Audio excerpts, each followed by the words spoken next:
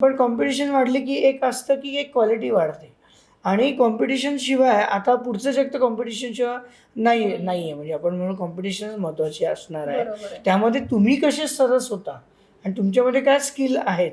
तर जसं ही sector insurance आहे. इन्शुरन्स सेक्टरवाल्यांनी पण आता स्वावलंबी होण्याची गरज आहे. बरोबर. कुठलीही मग आता नुसतंच काय LIC कसं इन्शुरन्स करते असं नाही आहे. बँक्स करतात, प्रायव्हेट कंपनीज करतात. त्यामुळे तुम्ही सगळ्याला तयार राहायला पाहिजे. बरोबर आहे. सरकार औद्योगिक क्षेत्राकडे म्हणजे वैद्यकीय क्षेत्राकडे पण मोठ्या प्रमाणावर लक्ष देते. कोविड नंतर तर वैद्यकीय क्षेत्र मजबूत होताना दिसते. आता कॅन्सर सहित अनेक औषधांवर ड्युटी फ्री ते औषधं मिळणार आहेत आणि काही डे केअर्स पण सुरू करण्यात आले. तर उद्योग म्हणजे याला वैद्यकीय क्षेत्राला कसं काय मिळालंय?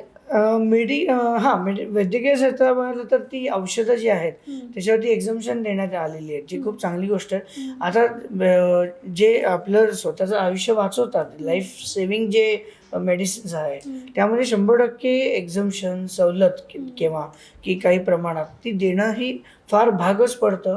कारण की आज किती नाही म्हटलं तरी आज हॉस्पिटलायझेशन जर तुम्ही बघितलं तर त्याचा खर्च हा वाढलेला असतो. आणि जर आज गरीब माणसाला जर ही वैद्यकीय सेवा नाही मिळाली तर कसं होणार. तर ह्याच्याकडे सरकारचं पाऊल असणं फार किंवा फोकस असणं फार गरजेचं आहे.